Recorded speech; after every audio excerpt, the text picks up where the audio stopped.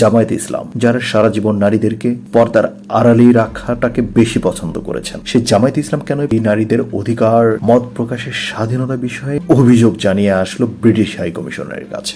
অনেক বিশ্লেষকের মতে জামায়াতে ইসলামের এই পদক্ষেপ নিছক মানবাধিকার নিয়ে নয়, বরং একটি বড় রাজনৈতিক পরিকল্পনার অংশ এটি। তারা মানবাধিকার ও নারী ক্ষমতায়নের কথা বললেও পিছনে রয়েছে রাজনৈতিক পুনর্বাসনের ইঙ্গিত। তারা জানে দলের পুরুষ নেতৃত্ব যুদ্ধাপরাধ, মৌলবাদ ও জঙ্গিবাদের অভিযোগে জনসমক্ষে সমালোচিত। তাদের সেই অপূর্ণতা পূর্ণ করতে এসেছে তাদেরই নারী শাখা। এনজিওর ছদ্মাবরণে সংগঠন চালিয়ে নেওয়ার তাদের এই অসাধারণ কৌশল দেখে চমকে উঠেছে বিশ্লেষকরা।